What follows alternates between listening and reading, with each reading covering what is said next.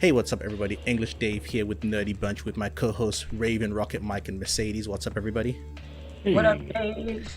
We are here to talk about the final episode of Lovecraft Country Season 1, or it could be the series finale, we don't know as of yet, titled Full Circle. And just like the title says, it did take us full circle.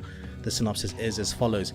Hippolyta's relentless search for answers takes her on a multidimensional journey. What? Nope, that's the wrong synopsis.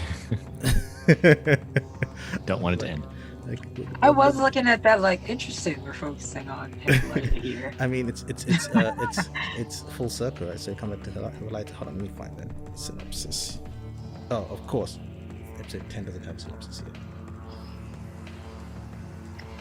I guess, how do you describe that episode? He Whatever. dies. Without spoilers. I'm not even gonna bother. I can't be bothered to find. So long, synopsis. Tick. Yeah. I think, Dave, it's up to you. You got to freestyle. You got to There you go. freestyle. Freestyle What's it. that synopsis, Dave? Synopsis happens. Shit happens. The gang finally gets together, and then shit happens again. Magic. Shit happens. There you go. Boom. And D is a badass. All right, let's get into it. We're gonna start off, guys. This is a season finale. I'll start with you, Raven. Quickly, 30 seconds. What did you think? I think there were a lot of great character moments. I love the journey of each character, and you can tell that the writers really set out to complete each individual story, which I think gave to the title of Full Circle. And I think in terms of finales, it was way better than I expected, but I don't think it was the best episode. And that's it. Mercedes, your thoughts on the finale? Yeah, I don't know if it was the best episode of the series, but I think that it definitely closed things out in a really nice way. And I think the only reason why I say it's not the best episode of the series is because I think I wanted it to end a little differently. So that might be like a biased sort of feeling. But it was a fantastic show. Definitely bittersweet because I'm waiting for the next season. Mike, your thoughts?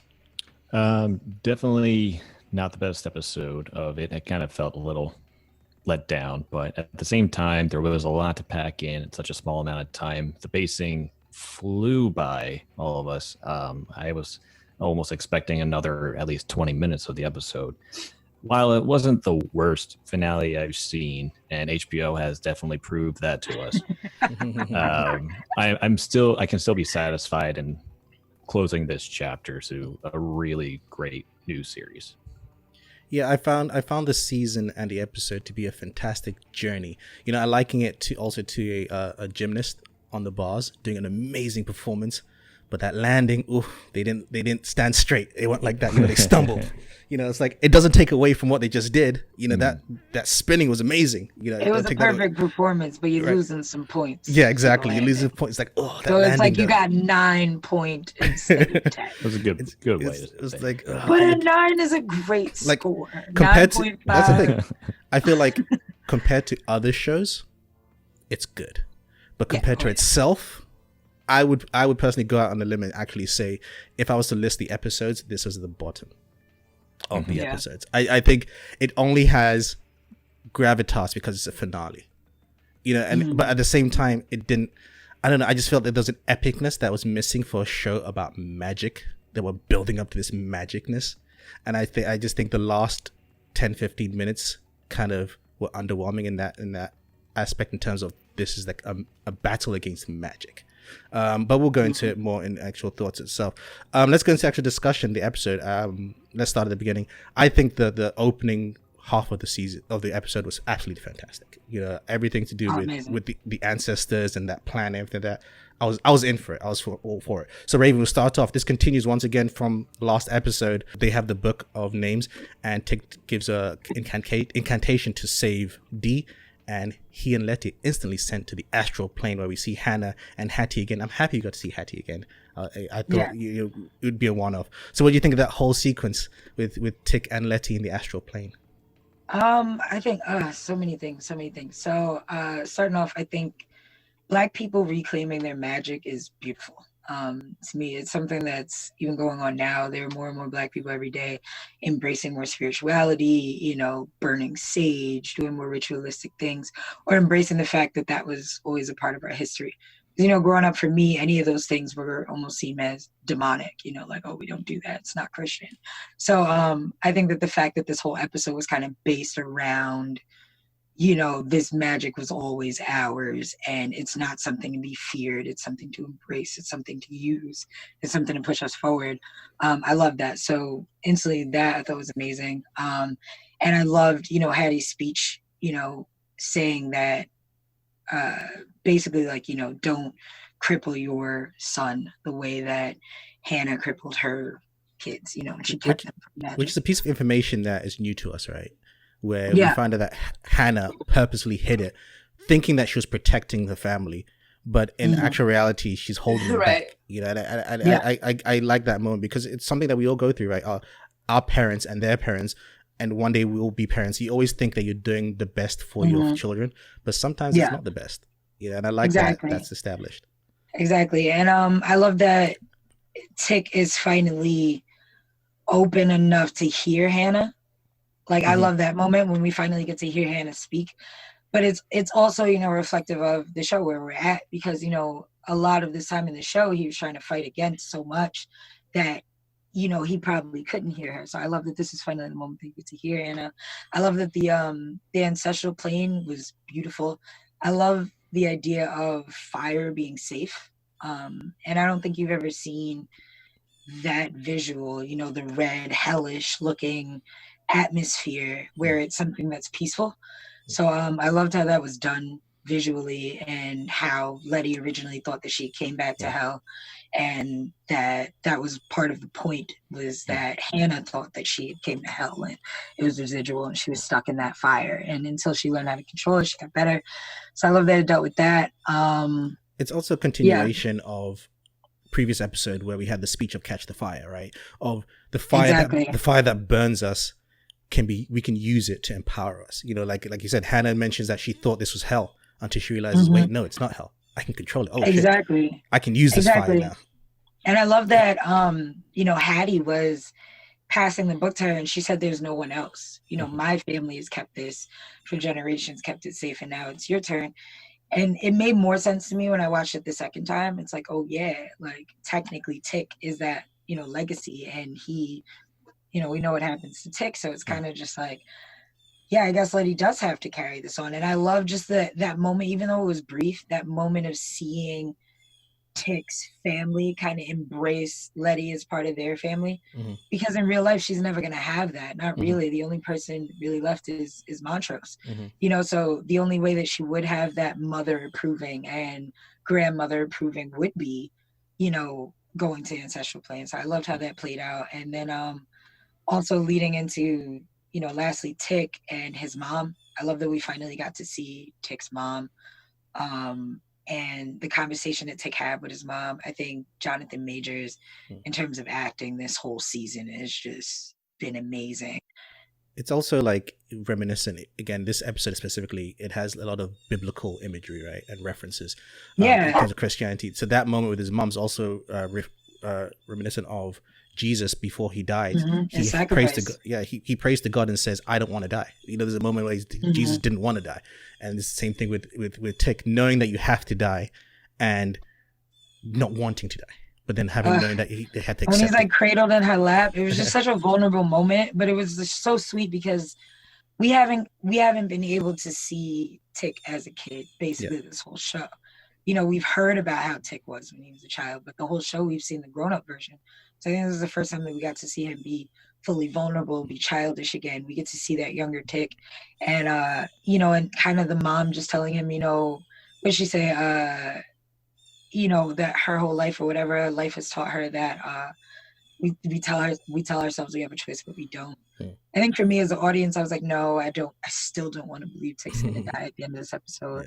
But yeah, I love that whole thing, and then them, casting the spell to bring D back all together was beautiful. It was a cool time to see the family finally working together. But Mike, before the family can fully work together, Tick has accepted what has to happen, what he has to do, but Montrose hasn't. So that moment of trying to convince, Montrose that, hey, your son has to die. How did you feel then? I mean, it's been a whole journey for him. And something that he's also known to be true, but it's also something as a father you don't want to accept. You don't want to believe in this prophecy. You don't even want to believe in this magic. You don't want to have to accept your only boy, who may or may not be yours, but actually we've come to realize it is probably his. And they're getting closer now, right? Yeah, and the fact that they've gone more than they have, and they've gone through this entire growth throughout this whole season, is you don't want to see them split up either. And on top of that, Montrose, like Letty, doesn't think that even using this magic for themselves is the right thing to do, because they see how dark it is and they see what it does to, white people. And it's like, why would you want to become the thing that is actually pure evil?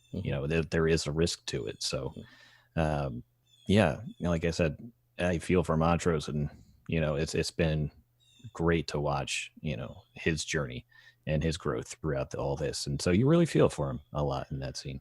One of the things I watched this episode twice. One of the things I didn't realize the first time, obviously that's on purpose, is what Hannah's plan actually was, right? They kind of make it seem as if Hannah's plan was just to stop Christina. And my head was like, well, then just don't fucking go. If your plan is to stop Christina, don't go. But rewatching it again is because they held things up on purpose. So knowing that the plan is to take magic away from white people, you realize that, okay, Tick knows that in order for that to happen, you have to follow through with the entire incantation, the spell, which means he has to be sacrificed. Even if he knows what's going to happen, he has to, in order to achieve the end. It's like, Tony Stark knows that doing the glove is going to kill him, but he has to. There's no other choice, even though he knows that snap will kill him. Don't bring that up. It's dramatic. Mercedes, part of the plan is they need a piece of Titus Braithwaite. So they finally brought him back. And we get a brief moment before that, though, of Tick calming down the Black Shogun in the basement. But with Titus coming back and warning Christina, how do you feel when he came out and just like, these niggers? Like, I was like, holy shit. It was, you know what? It just made it even more satisfying when they were beating his ass. Because I was like, you know what? You didn't even have any like reflection in the afterlife to be like, this is what I have done wrong in the past life. Maybe I shouldn't have raped all of my slaves. No, you came back and said these niggers got the book. Right. So I'm just like, I don't feel bad for you and even saying to Hannah, like, you should count yourself lucky. Like, well, right? Like, yeah. You should. I gave you that child. You lucky. Right. Like, no, sir. We're just gonna cut your flesh out, and you can move it along. So that I love that moment. I loved it. Stab his ass. I was like, damn, y'all, But then I was like, you know what? These people don't know how to act. It's over for all of them. They're carving us up. Exactly. That was only a minuscule piece of like torture what like he probably put his people through. So. I will say, though, I think I was a little bit disappointed in the sense that I thought, again, this is just my own expectations. I thought bringing back Titus back, I was like, oh shit, Thanos has returned. Like I thought we're going to get some epicness with him. Like he's going to be the boss. Going to be more badass. Right? Like the boss is around. See, I was okay with that moment not being super epic because Letty said that was the easy part. So I was like, all right, fine. So the next boss battle, though. Yeah. But that's what I'm saying. I thought he would be stuck with somehow. I think that after that battle, you get a higher level of expectation. But this is. Which makes I just wish they he put up more of a fight, because Titus is like the original, right? He's the first that started all of this. I would have thought like it would be more of an epic, I don't know, magical thing to again, but that's just my expectations. Mike, I was thinking of like the Emperor Palps is back. Dun, dun, dun. Yeah, but these are like gentlemen from the 1850s. They did duels back in the day on the count of 3. They don't actually know how to fight. No, but he was when he was like you can use. Is like, aren't you supposed to count to 3 before you wait stab your me? turn. Yeah. But he was all like how dare you use my magic against me? Like I thought he'd be like. There were rules and decorum back in the day. You just didn't steal somebody's shit without letting them know first. You told them in a letter that said, I'm going to steal this and be ready. It took 3 weeks for that letter to arrive. Right? You had time to prepare. Raven, finally, Hippolyta and Dee have their moment. They haven't seen each other in weeks because Hippolyta decided to go and spend 200 years finding herself. And Dee's not very happy about this. So shame, Dave. So shame. I'm just saying from Dee's point of view. I mean, that's true. It's like it took you 200 years to come back to me, though, for you to remember you and my mom. Like, that doesn't sound good. Like, I know, like Mom of the we year. know what she experienced, but like for D, I would really want to fight my mom if she if I Right. went through some traumatic shit and she's All right. going for an afternoon. I'm still mad at my mom for And not my doing dad just died, an and my best afternoon. friend just died. Let alone 200. And I'm losing years an of arm. Her time. mom knows like medical advancements. Like she has a robotic arm, and it's like 1950. So like, Yeah, but that's later in the moment. I get Yeah. D. You know, like So yeah, I would say about that, like, D says, I don't care what you've done. no, what you would have done. She because mom I don't says care what you would have done. I would Yeah. have done this. Like I don't care what you would I have don't care done. what you would have done. You weren't here. And I respect that statement because it's like, from her perspective, this girl has just been through it. yeah. That was one of the most terrifying things I've ever watched. She lived it, like I was at home losing my shit during that whole episode. That was the scariest episode for me, was the one where D was possessed. So I feel like coming off of that, and then the only thing your mom's got to say after your best friend died, you were possessed, you turned into this whole Jigabo ghost thing, your response is, I was coming back. No, I don't want to hear that shit. So I feel like Dee's response is justified, but at the same time, seeing the finished version of her comic was really, really dope. That was cool. And Hippolyta's blue hair, come on, fire. I Everything feel even like- when she's in the background walking around, like, yes. I feel like it was hair. always blue now. Like I can't not see blue. Yeah, feel I like don't it's just- care about her hair any other time. She's the blue-haired lady forever now. Slight name drop. They had Afua Richardson draw Orinthia Blue. That's why she was like, I met this woman named Afua, and Afua is like the newest Black up and coming Marvel. I forget which comic she's doing, but she's doing a lot of stuff. And she created Really? Yeah, it's a artist Afua now. Richardson is like the new big female artist for Marvel. She's That's from dope. Seattle, and I she think- came out in like 2016. I think So she I does thought that all was the really artwork. cool. I think all the artwork for Lovecraft is her. Yep, Like exactly. all the drawings, all D's drawings and stuff. It's all her artwork. Yeah. So I thought that was really sweet that they name dropped her. I was like, oh, nice. And then we find out later, we find out later that Hippolyta gives her present, which we see at the end of the episode is the metal arm that we all suspected. And I'm also happy that that Hippolyta is teaching Dee at such a young age that she can name herself whatever she wants. Mhm. Like I feel like all parents should give, giving that down to your parent, to your kid, being like, you can name yourself whatever you want. Like whether you're in some cosmic universe or whatever, like whatever you want to be, you can be that. Especially telling her she'll give her arm back. But I was excited. I'm sorry Dee had to wake up realizing her arm was fucked up. But when she woke up, I realized that she was definitely the mechanical arm lady from the future. Yeah. I was hyped. I'm sorry she had to go through it, but I was like, Right? Though, It was like, Dave was right. Oh, yes, thank you. though, I mean, they have room to kind of go anywhere with the story because in this episode, Tick does mention that it's a possible future. So maybe there's another future with another D with the metal arm that he met. And which begs the question: they don't know that he's going to have a son because he realizes that. Because he only thinks son because of the future book, but then he's like, that's a possible future. So they could have a daughter still. I don't know, they could go in many directions. Because if, any reality, anything canon will happen when you deal with multiple universes, right? Mike, Christina, because of Titus, finds out that the team has a group of names. So she tries her best to do a Letty walk into the house and goes straight to Tick. But she tried. Right, she tries. And Tick has his best moment of Tick where he's like, he realizes that we can't do this alone. It's just family. So it's like anything you have to say to me, you say to them. So what do you think of that whole scene ending with her taking away the vulnerability spell? For one, the thing I was like screaming at my TV was stop giving her things. She's like, oh yeah, if you just give me the last big important thing, I won't fuck with y'all anymore. Don't worry about it. I'll find another way. I'm like, oh, you just thought of this as soon as you get the final piece. This is a great idea.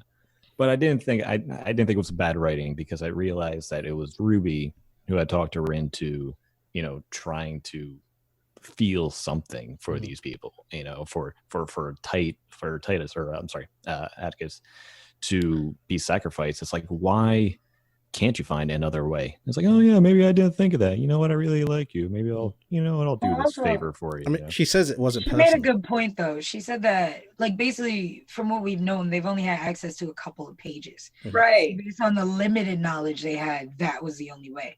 But as she was saying, if I have the whole book now, then there's probably a bunch of different ways that I could do this. So I don't need to kill you. Again, so for amazing me at that home, you just thought of that. I was like, Give her the book. stop giving her things, but this one time, Give her the book. maybe.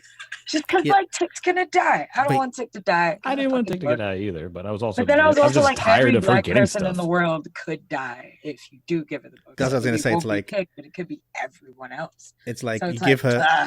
You give her the book, she gets immortality. Then you think she's just gonna stop and just be like, all right, that's it. I'm gonna do I nothing. mean, that's the thing. It's like Tick and the family will be safe, but maybe the rest of humanity won't be. Yeah, So, it's like, she's probably fine, gonna don't get give her seduced by things. that power, and she's probably gonna do more things with that book if you give it to her.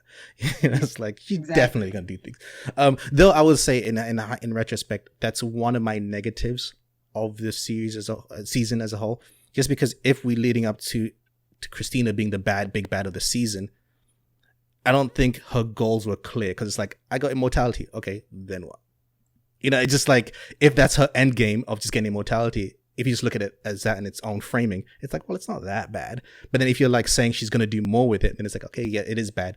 But as an audience member, I don't know what that more is. I just have to speculate. So it's like, what are her goals as a villain? I mean, not to skip ahead, but she's wilding out later. Like, she's just looking like she's bathing in it. No, I know that. Like, but it's like, she don't but we seem still like somebody that was gonna chill with. but that's still speculation, right? We still have to speculate that. It's okay.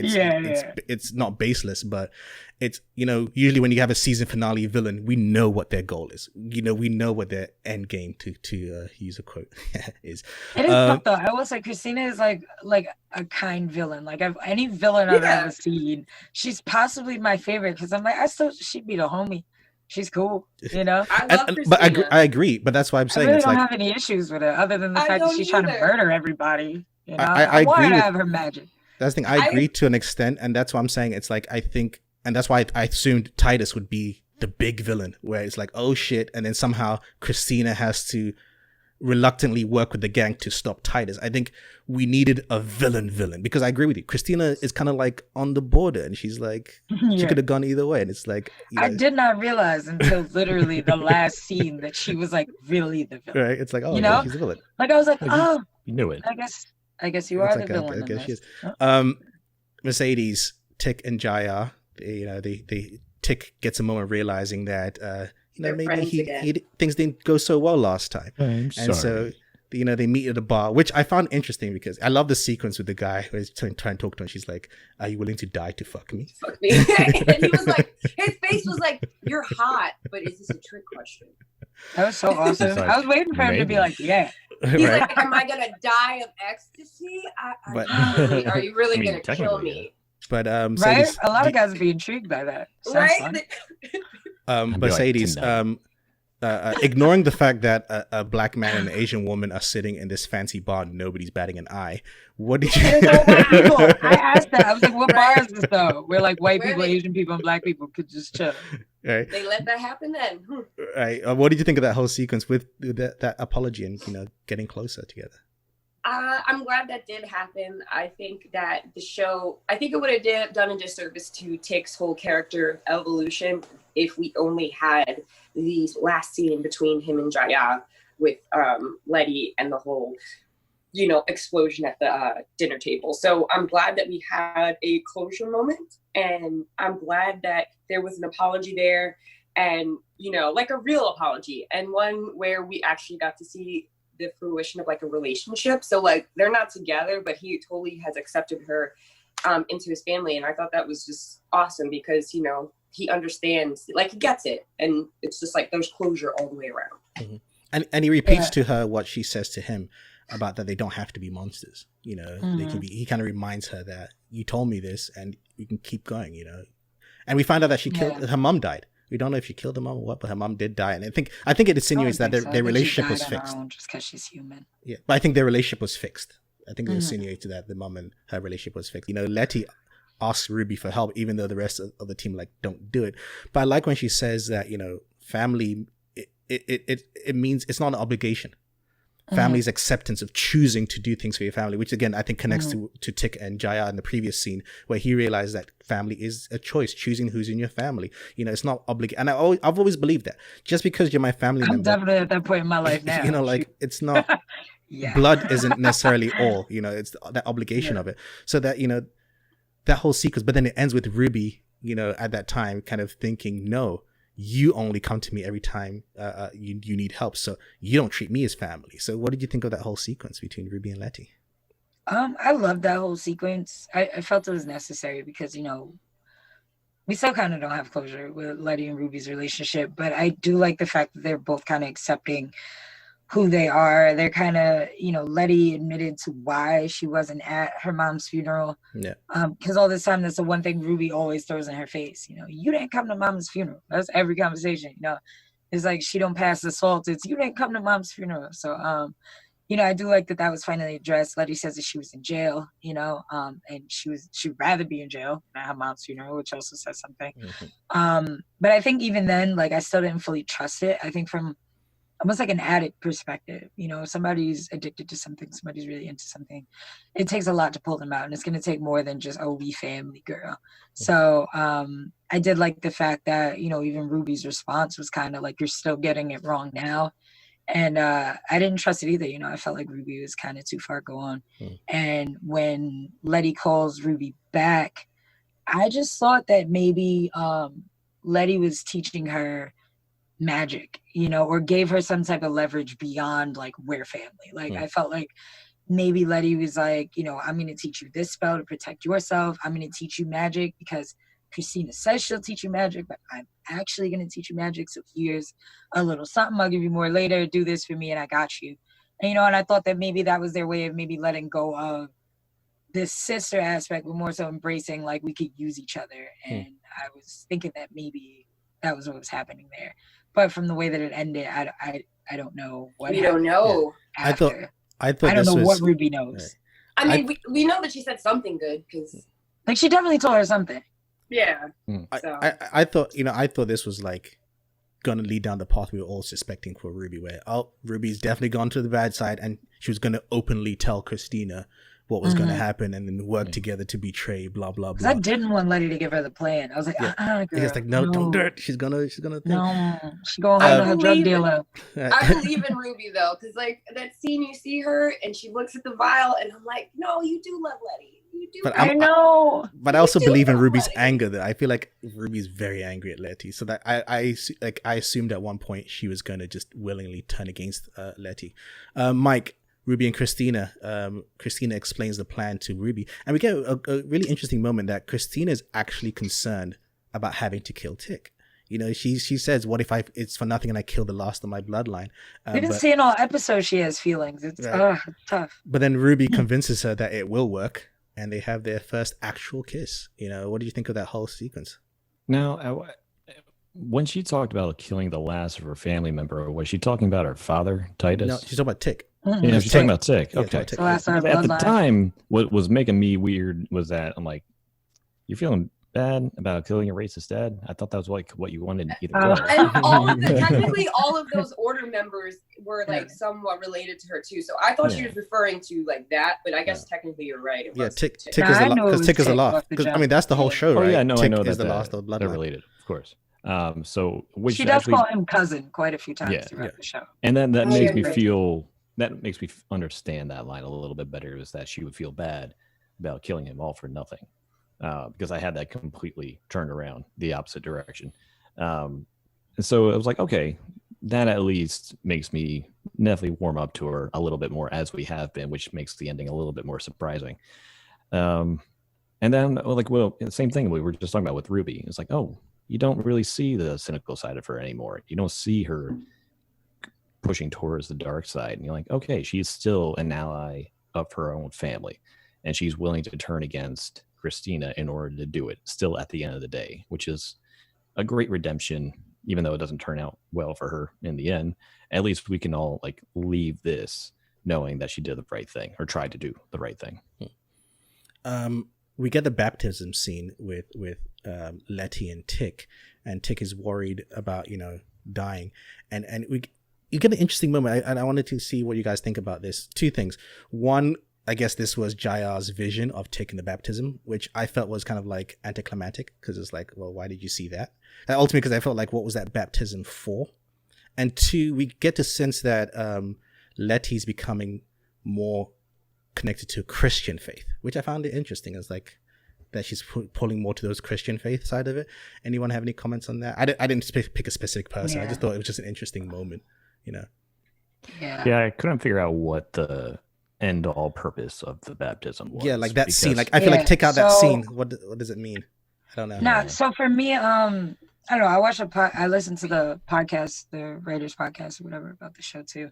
And they kind of said that the purpose of the scene was that they wanted to have a moment in this episode that was intimate with Tick and Letty, that they had alone, to kind of accept what was happening to Tick and kind of ease Tick into what was going on. Because like, granted, we find out, in the end, the whole time that he had planned on dying, but this was something that he kind of did for Letty, because she even says it. She says, "Thank you for doing this for me," because Tick doesn't believe in anything. Tick believes in people. He believes in, physical things. And Letty is grasping at belief in something, which she's in a church, but she's basically saying that she believes in herself and the will of herself, and that they're like in a church because God is in them, kind of thing. So you're in a place of worship, and she wants Tick to kind of be reborn or to baptize himself, because when he passes on, I think she just wants it to be peaceful. I think she wants him to pass on having faith, knowing that he can trust in his legacy between her and his son, and that she's going to have it, and that they're going to be okay. They're going to be safe, so I think it's more of just like an acceptance, and like more of like a symbolic moment of accepting it and being reborn, instead of just looking at it as death, because the mom had said too, this is only the beginning. So, baptism symbolizes death and rebirth. So I think that's why. I mean, I get it. From it. But I just feel like it's a bit weak in terms of the show, because I feel like the show itself has spent such a huge amount of time saying, Black people's faith history goes beyond Christianity, way beyond Christianity. Yeah, I agree. And then even like, I feel like even having Jaya see it, that flash of him being baptized, it almost made it seem like it should be more than it was. Because it's like, well, what was the point of showing us that flash? What if we didn't see that flash, what difference does it make to us as the audience? Because it's like, it was just a moment for them, and having a moment for Tick and Letty, you could have done that in any way. And I feel like it almost as if, I don't know, I think there's too much symbolism going on in that for that scene. It was fine, but it didn't really. I feel like it was almost there, almost to be like, because fans are gonna bring it up. Yeah, exactly. You showed your flashback. There you go. There you go. Here it is. You got your baptism. It was like, I don't know, I felt like it was more like the ceremony scene for them. Like, we all knew they were going to die. They're not going to get a wedding. They're not going to get any sort of unionization. That's how I kind of internalized it. Because yes, when Jaya has the vision, it does look kind of weird. Why is he having this baptism? But when he goes there, like most of the time when people get married, like everybody knows a wedding is for the female. Like very rarely does a guy show up and be like, this wedding is mine. So when she shows up to the church, it's like their last symbolic ceremony that they will ever have. They won't have a funeral. They won't have a wedding. But what they can do is cleanse the body, soul together in unity before his soul goes on to the next realm. And she has to stay here with the son. So that's how I I like that idea. I thought that what it was the baptism was needed as part of the plan to stop Christina. And I feel like they could have. I feel like they could have been more. I thought so too. Like you had to be. There was more to it. Like they need to cleanse the meat that he exactly. ate or like that. Yeah. and if that was like the he case, had to fast and like do a detox. Right. He had to bless the racist Fat meat blood. that he ate. And I feel like if that was the case, they should have made that more evident. Like we're doing this because it's part of the plan, and this is holy water and blah blah blah. I just think. Is this after he ate the meat? Yeah, it was after he ate the meat. I think. Yeah.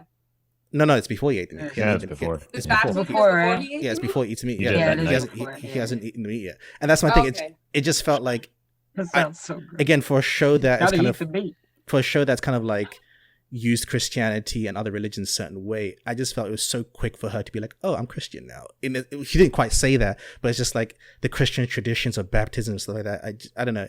I felt they could have done more, but I think part of that is probably time that they try to fit so much into. I do feel like it should have been a minimum 2-hour episode, or it should have been like 12 episodes. Yeah, a double finale. Because I think 10 was never enough. From like episode 2, I was like 10 is not enough. No. And then we get again another scene where the entire family, or so we thought at the time, are together in the car going on the road trip. Finally, we'd never really seen the family all get together and go. And first question. How big is that car? Like, I feel like Woody is huge.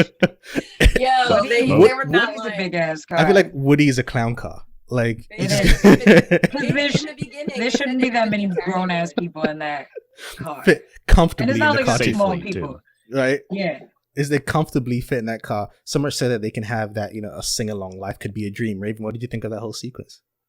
I love that moment. I think there was a great moment because you have Tick.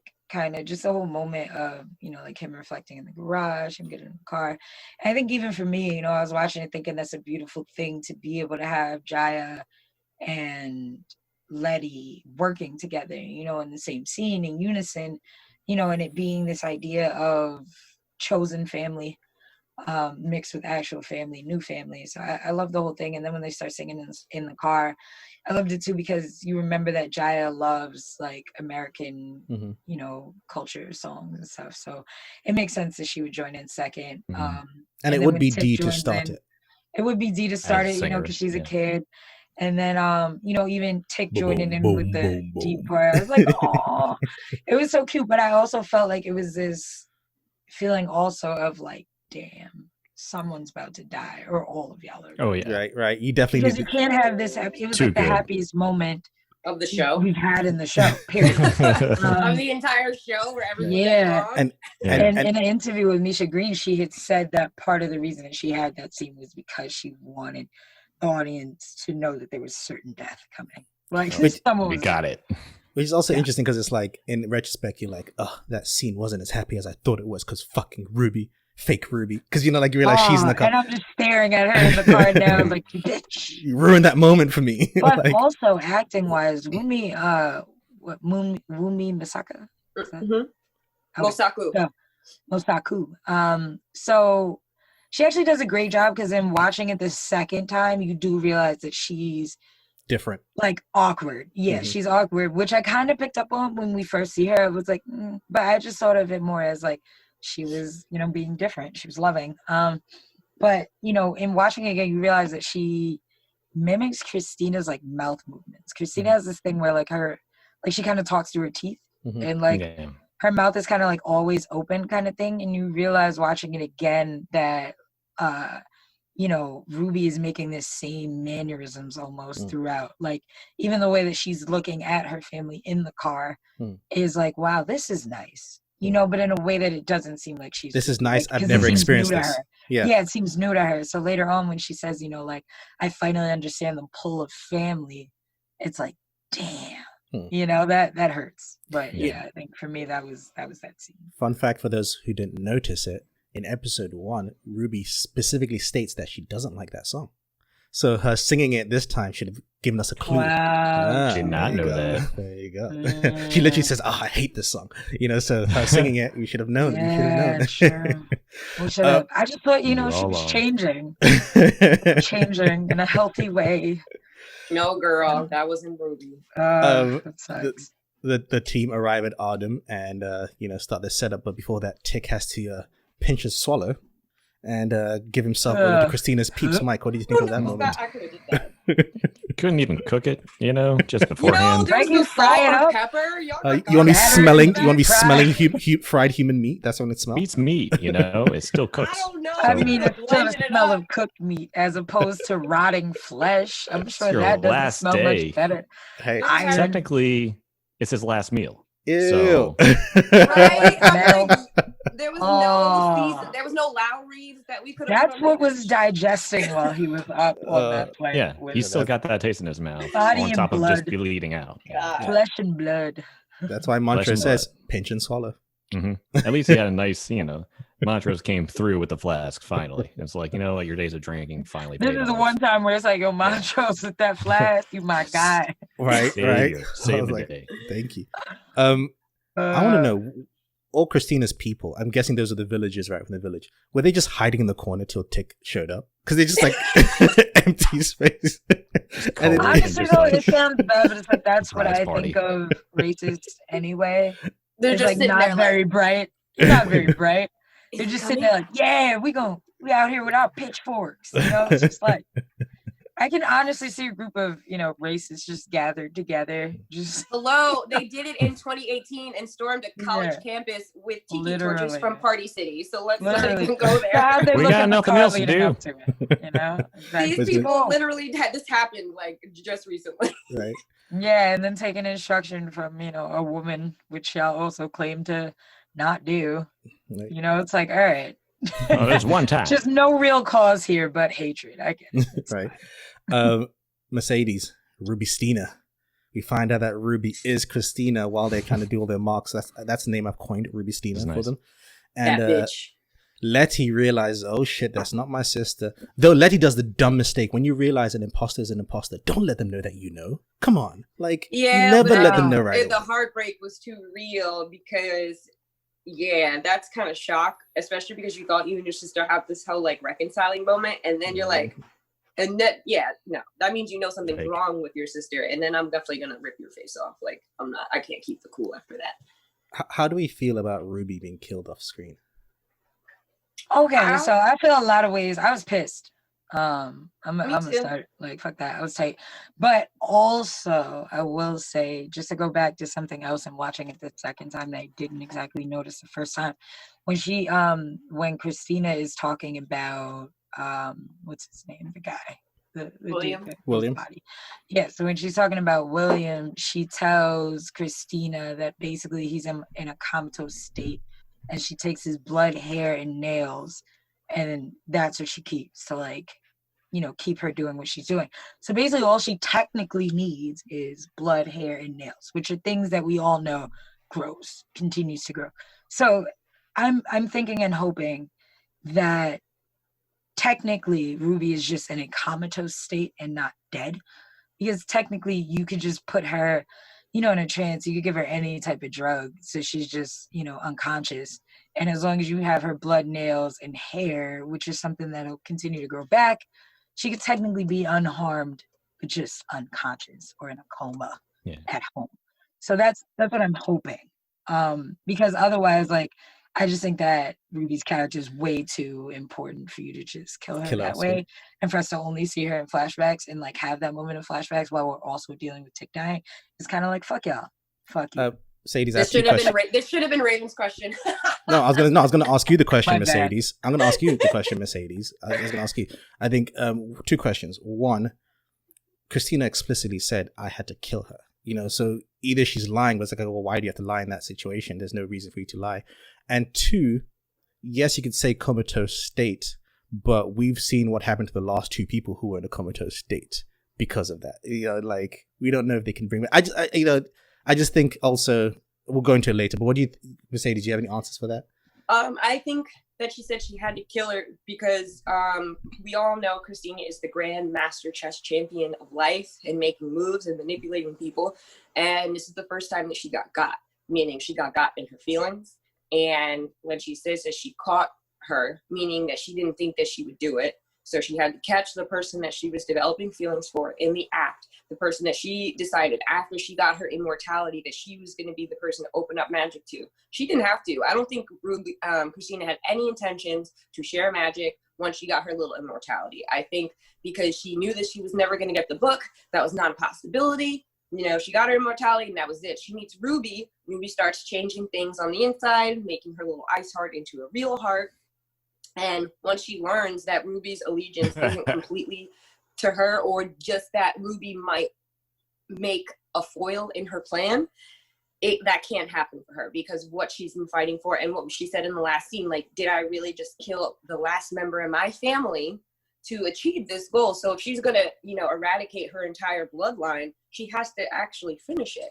Mm-hmm. And regardless of this person that she may or may not be falling in love with, now she's mad. You gotta go. So I do think that unfortunately Ruby is like William and Del, but hopefully now that we have the book in season 2, with what Raven was saying, I think because we have all of the pages, and I think Letty can read some of it. I don't think she's as proficient as Tick, but maybe we might be able to get like a rebirth.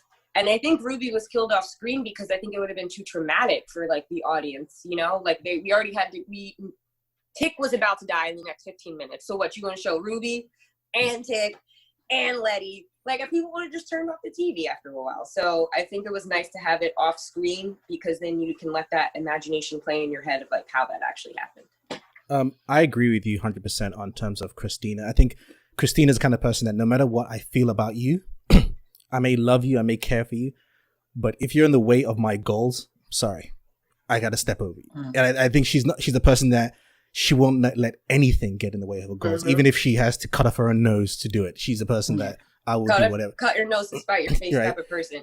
But secondly, I think I also agree in the sense that, I mean, naturally for a sci-fi genre show and what is established, anything can happen. We have multiple universes. People will come back to life. Yeah. We have the time I feel like thing. Ruby's dead in quotes, but she's not dead. Whereas I feel like Tick is dead. Like Tick is dead. Like I don't think his character's coming back. Whereas like if there's a season 2, I think Ruby is going to be brought back in some way through magic. Because Letty came back. Like we know that you could bring people back. Letty came back twice technically because she died when she got thrown out that building. I don't care. I have issues with that. I have issues with that too. But we're gonna come back to that. We're gonna come back to that in that moment.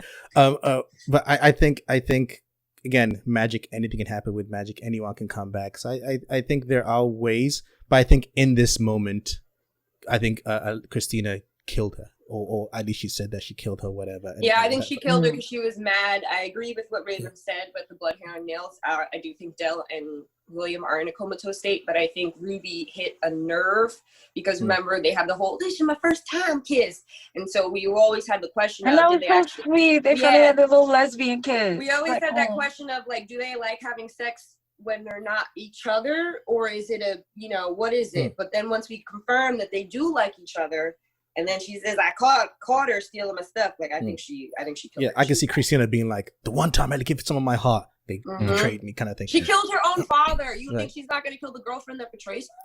Here's my thing though. Here's my issue right? though. One of my issues though with that scene, and a lot of people on the internet are kind of grabbing onto this, is that we have yet another sequence where someone has shown a different side of the sexuality to instantly be killed. And it's just like, true. It's like, you got Hema, right? It's not a good look. Yeah, Hema. Yeah, right. Well, Nisha Green admitted to that one. Yeah, she admitted that she dropped the ball. So she'll probably admit to this one too. Like, damn, I didn't think about that. You could do it again. I think that, like, I don't know. I feel like the season reflects that too. Like, she cared more about representation sometimes than like, than like keeping the character. It's like, okay, we had one in there, so that counts, right? You know what I'm saying? Like, I don't think she thought beyond like.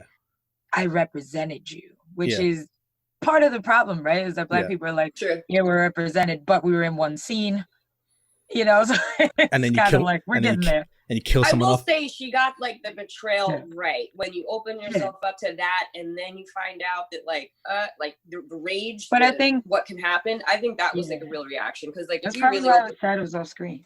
Yeah, that's what I'm saying. And I think a lot of that, again, comes down to my biggest issue with this episode. Pacing and timing. I feel like if they had more time, we could have seen that death. We could have seen that betrayal. It should have been an hour and a half. Even Game of Thrones was like an hour and 20 minutes. Seriously, like, unnecessarily so. Because they had 20 minutes of her fucking flying that dragon that I didn't need. Because I feel like we needed to see the sequence where Ruby tries to betray Christina. I think we needed to see that moment. I think at least that I was cool with the death being off scene, but I feel like the moments leading up to it, I would have felt more. Yeah. Like catching her with a thing, and then they have a look. Yeah. Abby Lee, her whole act, like I feel like there's been so many scenes, and like I wanted a little bit more with her. So it would have been awesome to see her like have a rage, like heartbreak scene, other than just the one Emmett Till scene when they're having like a race relation conversation. Right. Take out the baptism scene and put us this scene. I feel we could have switched out. Right. Raven. Right. Once again. I don't know why the fucking family leaves Dee by herself. Why is she even there? I was infuriated. Well, we know why. I mean, it's explained at the end. But I know at the end, but I'm just saying. Granted, it makes more sense later, but at the time I was furious. And it was definitely like a Jurassic Park trigger for me. The kid, turn the light out!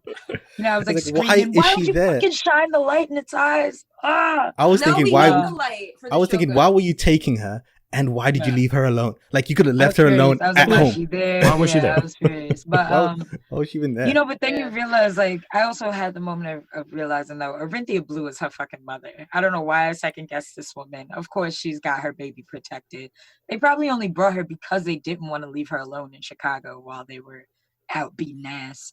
You know, and then you realize, you know, that they obviously had the Black Shogun watching D, of course. Like, what better babysitter? There is none. Oh yeah. I want that. That moment I appreciated. That was like okay for me. I accepted it, but I was still feeling like anxious. Like you still don't know. Could have got What there if they before she would've teamed fucked up up? the car, but I have Yeah. narrative issues with her having the Shogun. I mean, we find out later on in Jaya's flashback again. They use flashbacks. I hate flashbacks for the audience, but whatever. That was clearly flashbacks for the audience only. Where it's like, oh, by the way, Tick had trained D to giving her the How to thing. train another how to Like train he your dog passed on the Shogun. It creates two issues for me. One, well, if Tick's gonna then just give the Shogun to D, why did Tick get a Shogun? Like, you know, we didn't get a moment of like, Tick, this is my Shogun, right? We didn't get that moment. And two, if the Shogun is protecting D, protect D at home in Chicago. You don't need to bring her here. You know, you can protect her there. You know, like. Well, maybe because it's more obvious if D's at home and you got a whole Shogun. yeah. No, he But the should Shogun not. was in hiding. He's It was in hiding under the hiding. basement. It was in the basement.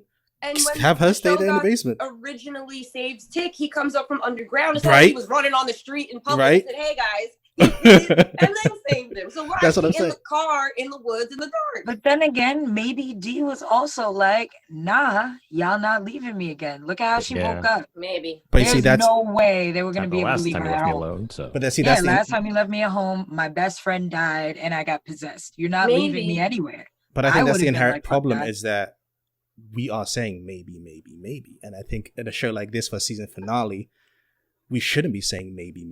We should know. I personally think, again, it's just a criticism, but doesn't pull the whole thing down. But I think she was there for us to have that last scene. That's Yeah. really, it's like we need her there for that last scene.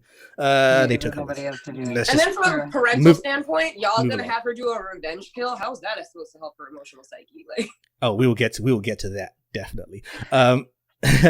But again, every time I see the Black Shogun, I'm happy though. I won't lie. Yeah, I love I it. do. I love I do like seeing the Shogun. I I wish we I had. feel like that was like the most epic moment of this episode. Right? I was gonna which is say. crazy because it was brief. So. I wish I was gonna say that scene made me want and like an stabbing epic. Titus. I wanted to see like sorry. I feel like Christina needed more Shogun support. Like I thought there was gonna be Where like a were her massive. Shoguns? right. like Christina gets attacked. Like, and why'd then- she even have townsmen? Right. I felt like you're gonna see this. I thought we were gonna see a fight with like Black Shogun versus like 10 white Shogun, like Yeah, taking she them all doesn't out. even like, Like- guys. Like, it's Right? crazy that she had a legion of men helping her out and not these monsters that she birthed. Mike. Very interesting. Damn it, Dave. I had no problems with this episode. Hey, that's why we discuss it. I'm trying to tell you, like I bring out the issues. I think some things, and we'll get into it more, were done for the audience, not necessarily the Mhm. narrative aspect of it. Again, like I said, I Yeah. think D was just Excuse me. there for that because that last scene with D is hella cool visually, but it's like, well, I still don't believe that she should have been there. Even if she says, "Oh, she left," okay, what's she gonna do? Leave her? What's she gonna do? Cry about it, like with a metal arm? She might just follow them, though. You don't know. How? Wait, in what car? Anyway, Mike, ceremony begins.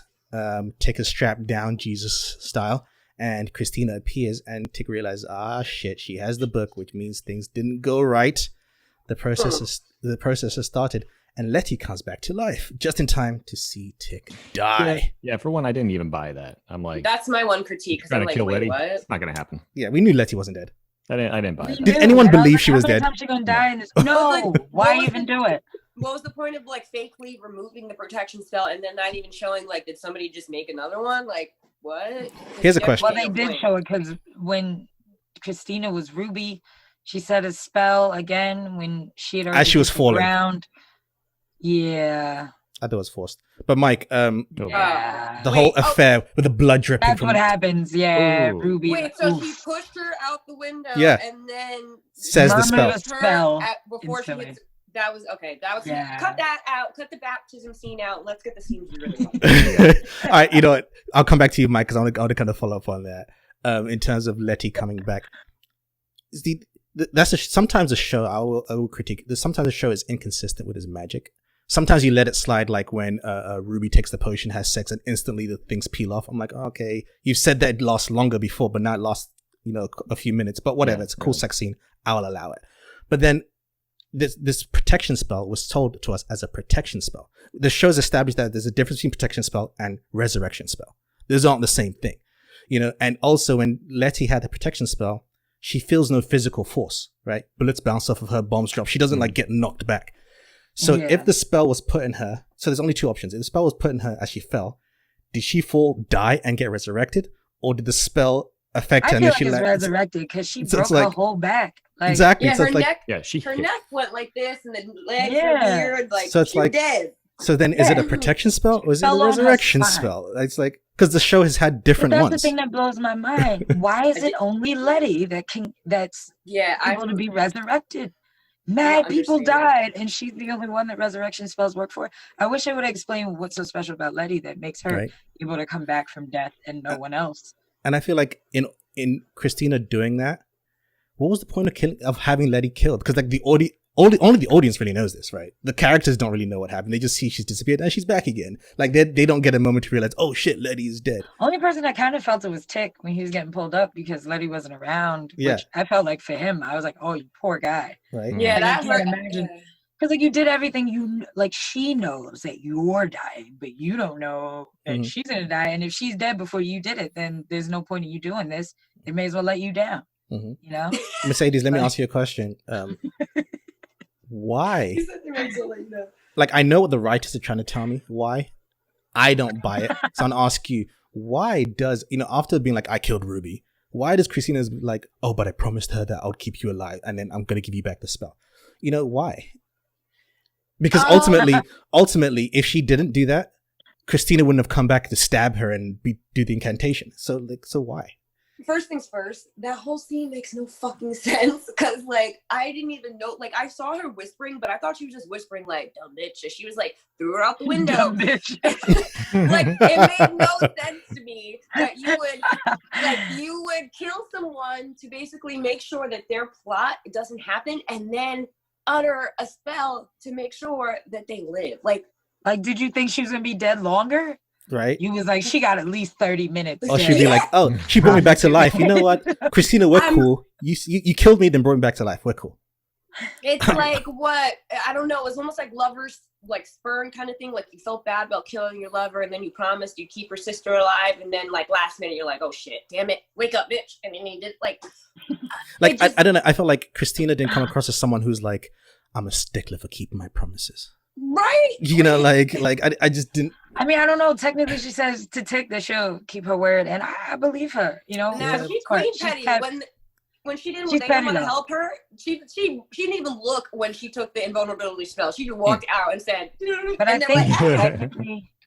But wasn't the deal that she made with Letty was if you give me Titus's pages or something like that, you get the invulnerability. So I guess she felt that she's holding out. So yeah, but for someone like Christina. Okay, a promise is okay. What happens if you break a promise? Ooh, they get mad. You don't care. You're trying to kill. You killed your father. You killed your lover, as according to you, at least what you've told us. You killed her lover. Now you care about her baby dad. You just bathed in blood. You care about. That was a lot for me. That was a lot. Actually, I was going to ask you how quick the slices were. I was like, practice that a lot. No, I was going to ask you, Mike. That whole ceremony, Mike. What did you think? Did you notice her dress change color as well? No. Yeah, it's not just the blood. The actual dress changes to red. It goes from a white dress to red. I thought it was just so much blood too. No, it's actual red dress. They definitely changed the dress. I'm like, well, there's no coming back from that. That is a pretty red queen cut. The slice in the forearms. Oof. Oh my god! I thought we've all he bled out in seen a second. a lot of gore in this show, but for some reason that one stuck to me. That was the worst for me. Yeah. No, she was tasting it. She was like. I will say it. They did a very good job of making it feel like a ritual, like a real ritual. Yeah, I was getting hype. It just should have drawn it out a little longer. Right. But then the most frustrating part once again, and you probably have your reasoning for this. You probably found it before I did. Was when Letty comes back and sees him, and she just fucking stands there. Just stands there. Well, she And I'm has like, to. stop having this She moment. do. He's dead. You Yeah. see that blood? Yeah, I will say know, I but- did hate that moment at first, but I think second time watching it, I remembered that no, the process has to happen. Yeah, Letty knows the like- process I know. has to happen. They have to go through it. They have It's to just go through that. the whole thing. It's just that. But and then- why ain't nobody teach Letty the resurrection spell that obviously exists in those Titus pages? I'm just asking. right, to do afterwards. No, because I think in Hannah's spell, like it actually has to be a sacrifice Yeah. because the sacrifice like is the body for has the to be family. sacrificed. Yeah, kind of like he has Jesus died for our sins. Fine. Yeah. Atticus is dying for the birthright for all of Black, 'Cause- and African to Right. have magic. So and to there take it has away to from be white a- people as well. Mhm. You know, like has to that be a death. full. That's why Christina needs all of his blood for invulnerability because you're sacrificing some. Yeah. Well, it says Makes magic sense. needs a body, right? It needs a will and a Yeah. body. For magic to happen. I love the moment though with Montrose. Like Tick, wake up, Tick, wake up. Oh man, I couldn't watch that. He That just was got his hard for son me. back. And then you realize that they didn't tell Montrose because Montrose was not going to be able Can to I tell handle you? it. I won't lie. A part of me thought Tick was gonna wake up. Me too. I did. When Montrose started saying "Tick, wake up," I was like, "Yeah, Yeah. yeah, wake up, Montrose can do anything. wake up, Right? Tick." I was Come like, on. wake up, wake up. I was like, oh damn. Oh, that hurt. But I Yeah. also feel like that was like the saddest moment of the whole episode. Mm. Which it's weird though because I felt more sad when Uncle George died. Yes, 100%. So, but I care way more about Tick, so I should have I think.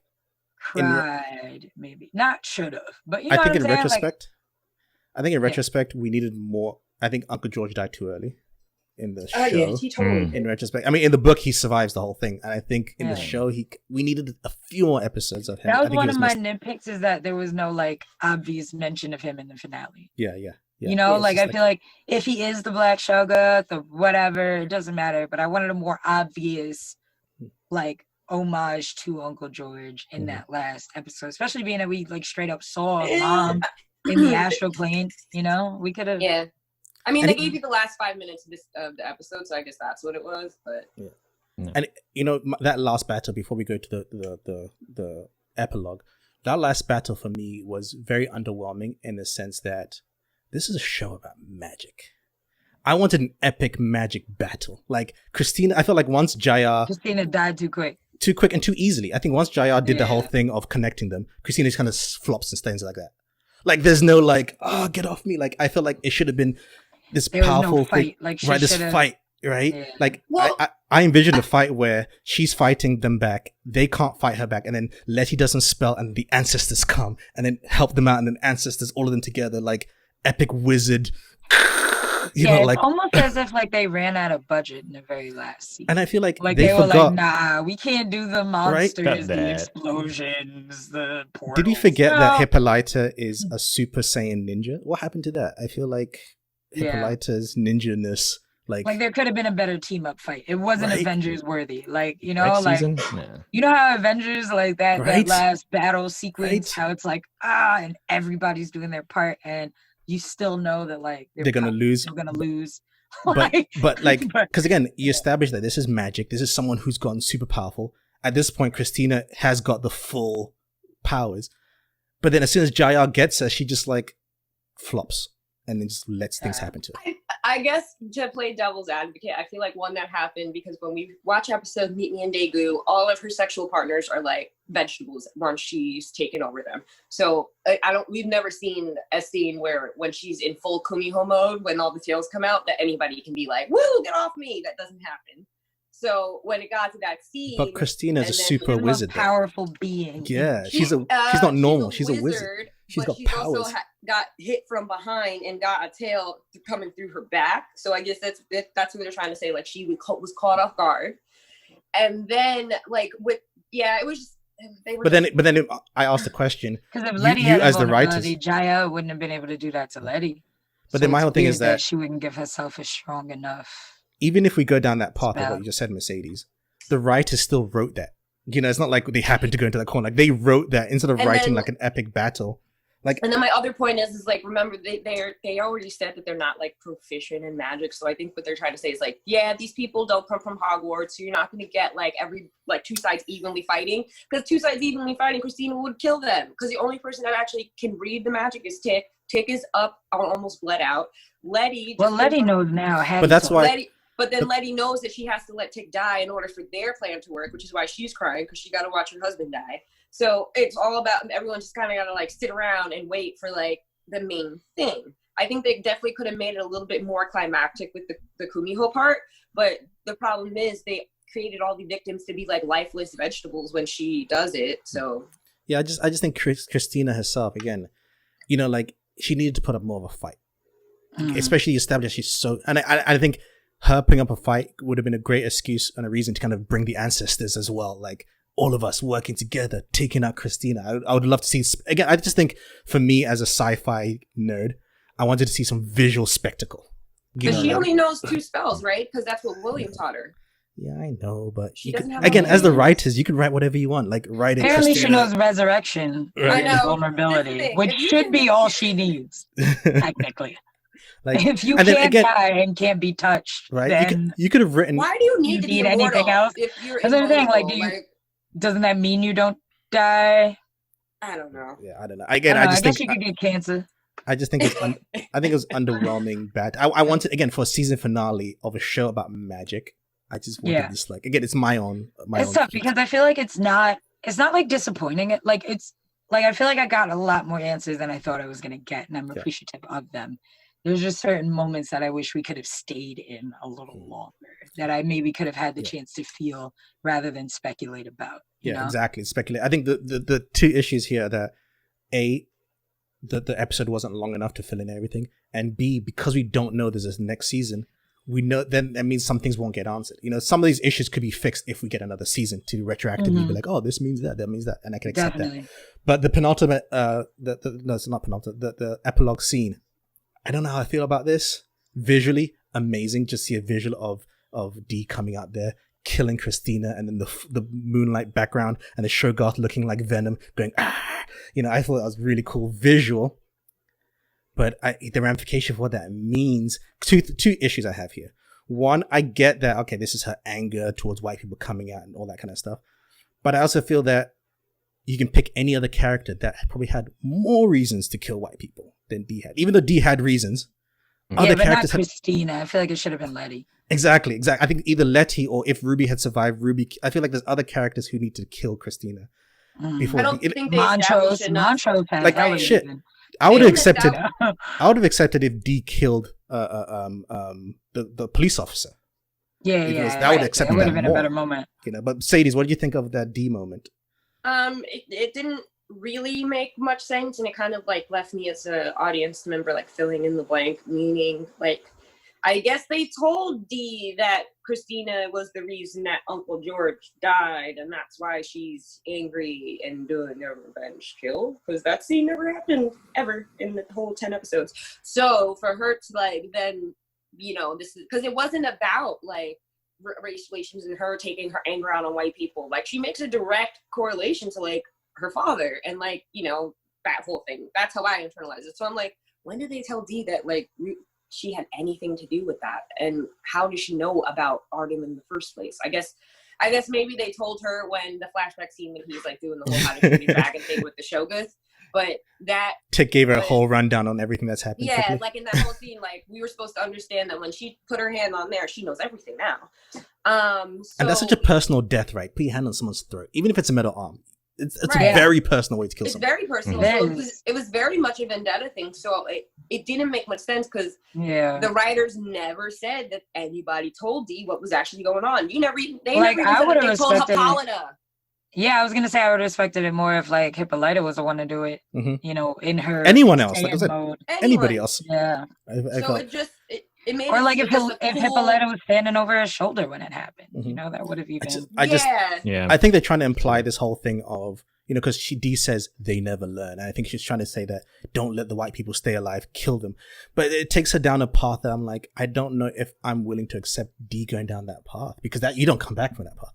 Like, you know, when you just start killing white people before they kill you, that's not really.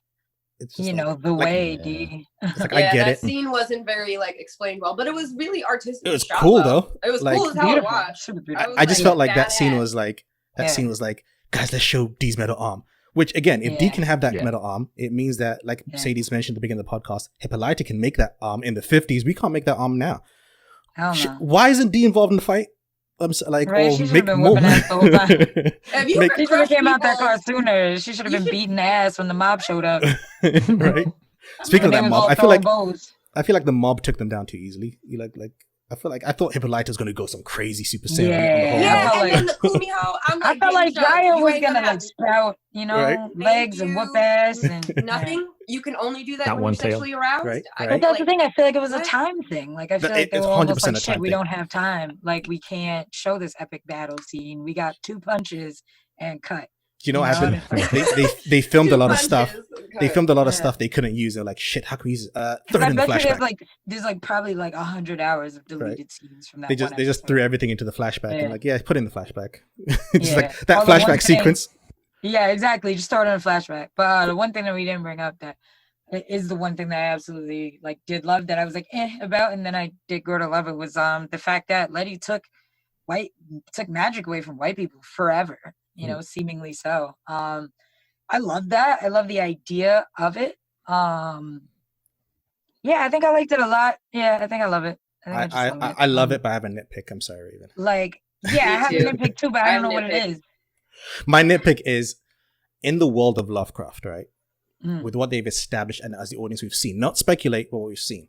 What does it fundamentally mean to say we've taken magic from white people? Like, Yeah, I don't know. I That's don't what I'm know what saying. that Like, I means. think that's dope, but like 5 to people me, lost it only magic. means that like if they have a second season, that it'll have nothing to do with our history Yeah, because it It- can't. You know yeah, what I'm 'cause saying? it's It kind like- of changes everything because the Because, show like, is kind of saying everything is based in.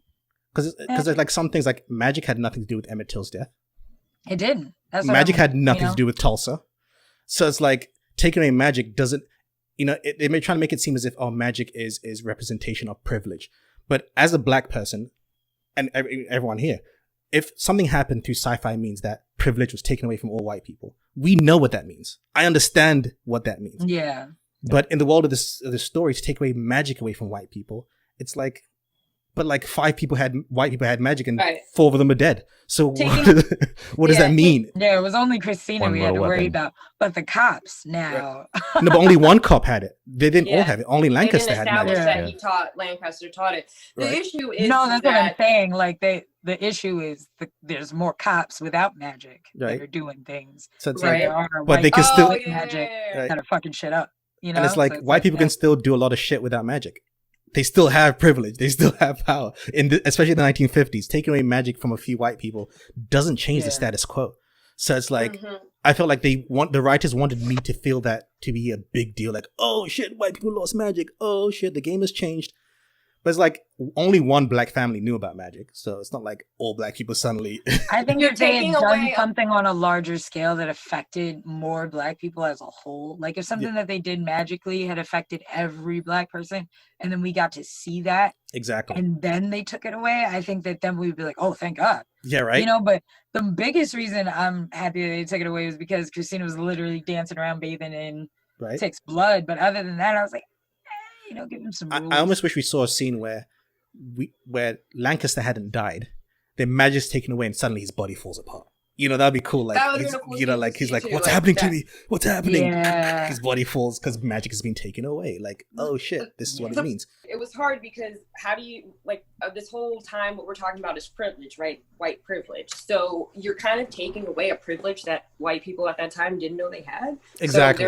So they're not going to feel the effect of said It's to privilege keep white being people taken from away. getting too privileged. It's to Yeah. keep white people from getting over. So it didn't I don't know, it didn't really affect it for me. Yeah. And then how are you going to regulate to make sure that all black people are not using magic for evil things? Because you're definitely saying now we're going to have it all. I mean, look at Ruby, right? Ruby was going to go Right? down the dark path. And we've seen what happens when white people have it all to themselves. So I definitely agree with Raven. Maybe some rules, regulations. I don't know if we needed to say no white people have magic because what kind Yeah. of who cares? They don't even know. They give you some white people like, wait, what? We had magic? Magic? What? Yeah, and then they're like, "Oh, that sucks." All right, Right? I mean, we're gonna still go call the cops on someone in the right. neighborhood. I'm gonna go kill some black guy and get away with it. Like Right? Emmett Till's murderers got away with murder and had nothing to do with magic.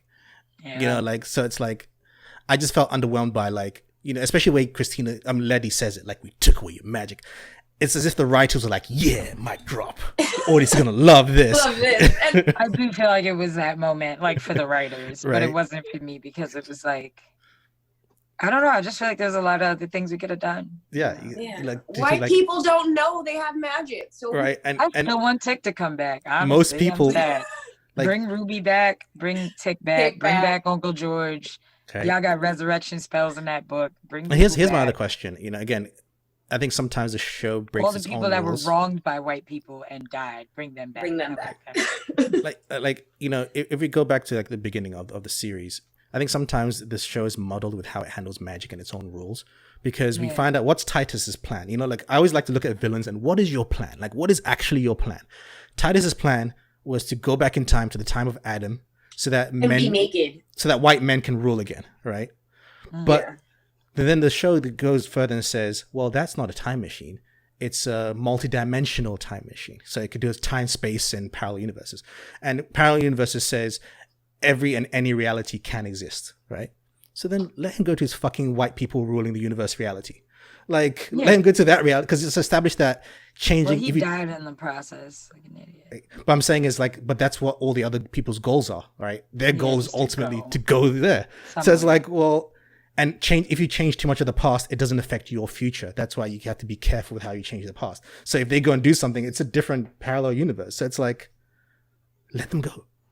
But remember, Hiram Epstein's orrery was missing, so nobody in the order knew where it was, because he also stole pages from the book. Yeah. So they couldn't, like, he had to use the little bit of pages that he had because he didn't have the time machine, because he would have just used the time machine to go back to Adam. So that's like...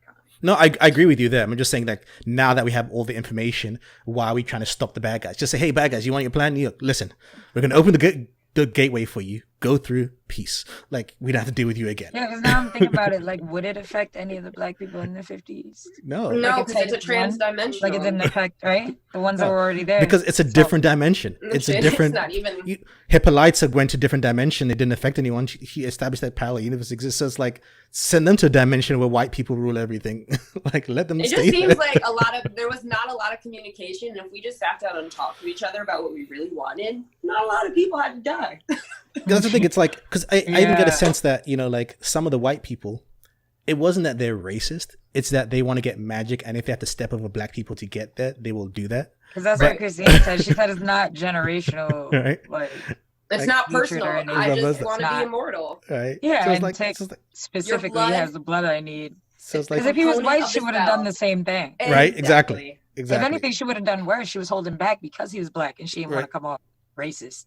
Right? If anything, she's like, ugh, I'll save it till the end. I don't really want to kill you and try to find another way. She said it disrespectfully too. She's like, his blood is just a component. It could have been any black person. Yeah, I don't she even don't need get- to be standing in this. Any Not even person. black. It could have Any been person. any person. Any Shit. person. It could have been a dog. If she had a little white cousin, she would have done it to her little white cousin. Right. If she had a dog that was special, and she would have used the dog. Like, She just Maybe her wants dad to should live have some more forever. kids. You know, that's it. Anyway, we can go on a rant for ages. This is why we're going to do a Right. second podcast talking about the whole this series. episode's only supposed to be an hour. All right. We've been on here for 2 hours. We gotta get out of here. 'Cause Mercedes. It's the finale. Right. There's so much we can do I can do a whole podcast on my nitpicks, even though I enjoyed the episode for the most part. Like, again, I think if the whole season is a 10 out of 10, I'll give this episode 7.5 to 8 out of 10. Still very good for most Yeah, it's people. still a good rating. It's just Okay. not. It's not.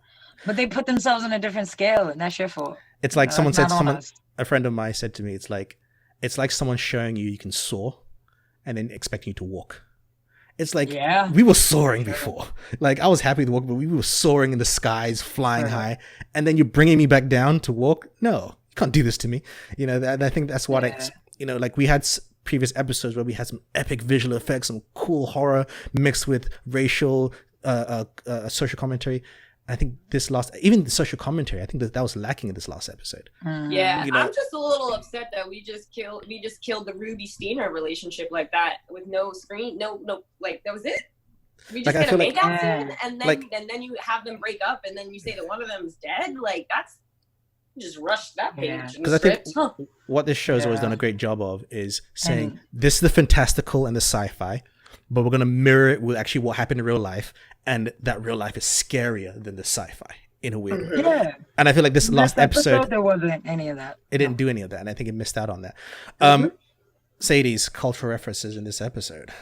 Yeah, we definitely had a few. The rap song that plays while Tick and Letty are descending in the elevator, and they have their hand holding their last few moments of togetherness before That they was take epic. the world That on. was epic. Is Ready or Not, Highland Park Collective. Life Could Be a Dream was our family togetherness scene, probably our, the one happy scene that we had our whole season, and everyone sings in the car. And like it was really awesome because we knew it was coming. It was kind of like foreshadowing to the doom of the ending of the episode.